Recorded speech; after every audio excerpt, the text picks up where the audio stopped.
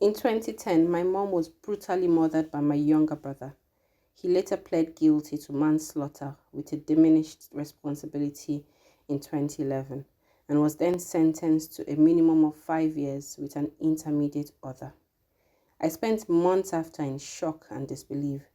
I was now an orphan after my dad had passed the previous Christmas and had to go live with my granddad, whom I had not spoken to or seen in 5 years. It was a massive adjustment and a big thing to deal with at the time. I was an absolute mess, having nightmares.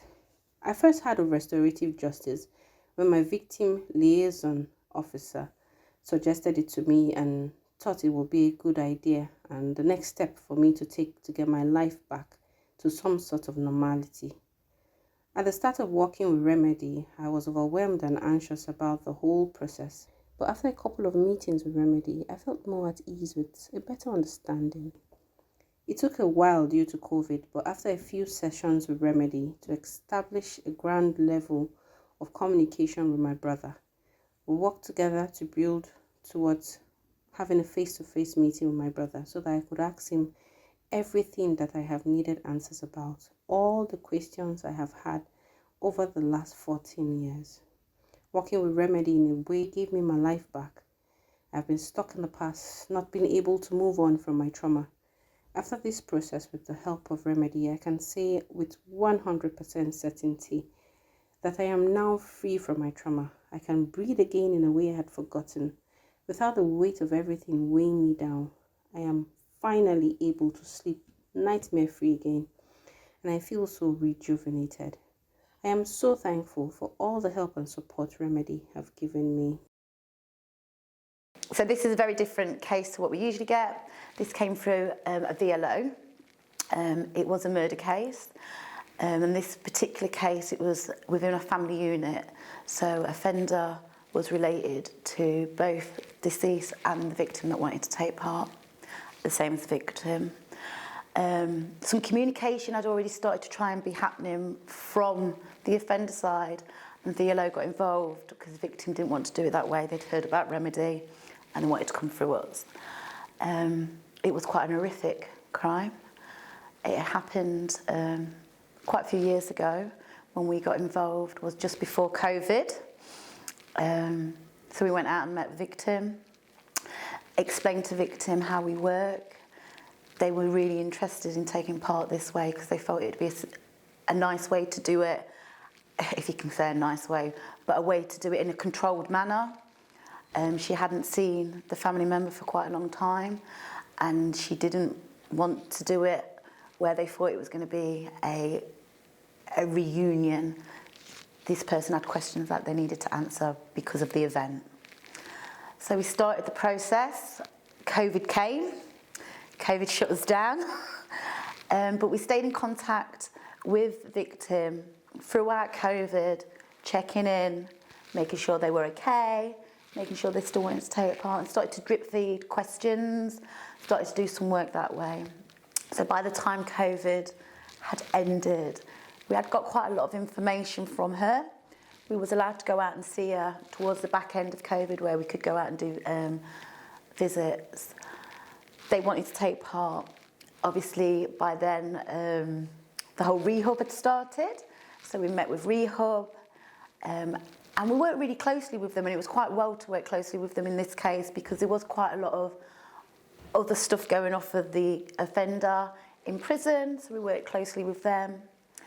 And then we started meeting the offender in prison, worked closely with the POM, so the prison and offender manager, and did those pieces of work with them. And then parole came around. That shuts everything down again. So that got shut down, and we wasn't expecting the prisoners to be released, but the prisoner did actually get his parole, which completely changed things again. Victim took a step back. They really wanted to take part in RJ in the prison setting because some people feel more secure doing it that way. They felt like for them, they wanted to see that person in that setting for whatever reason. They felt safer, and it was as if to say, you know, this is where you are because of what you've done. So there was some work that we had to do around that, if that person still wanted to take part, if it was still safe for everyone to take part. Both victim had asked for an exclusion zone around where they lived, which was fine, but also the offender was, you know, we needed to make sure they were safe as well. I mean, you know, we didn't want to take them to a certain specific place near where they lived, that kind of thing. So, you know, there's quite a lot of work that we had to go around, logistics, how we're going to do this. We worked really well, closely with their PP in the community, and we decided, yeah, we can go for this. So we got a room, we've done more work, more preparation, and then the offender manager went off sick. You know, so that was a bit of literally 2 weeks beforehand. But we also had been working with the support worker for the offender in the AP that they were staying at. And he knew the case really well, well as he could do by working with us. And he stepped in and said, yeah, I'll support him in doing this. And then we had the meeting. And I will say that I've done quite a few different meetings like this. But like I say, because of the dynamics of this meeting, we was unsure how it was gonna be. We knew victim had certain questions around the offence and didn't want to really talk about anything from that. The work that we did with both, we reminded them of what it was they wanted to say and what they wanted to get out, and what they told us that they hadn't wanted to say. So if they started to talk, we could say, let's have 5 minutes and just check in. Are you happy that you're talking about this? So the meeting started. It was very emotional, as you can imagine. When the victim came to the door of the room, they needed a few minutes. They went back out, they came back in. We worked around this. We said that this might happen. The offender was really good. He struggled to begin with. His head was down quite a lot, but we'd prepared the victim for this. We had lots of breaks to begin with.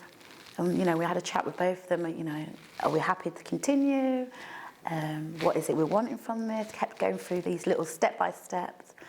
And offender really took control of his emotions and worked really well, to the point where at the end of the meeting, we were all, I'm getting teared up for it now, the victim stood up and says, although I don't want to have that relationship with you, I forgive you, I would forgive you, and we love you, and would you like a hug?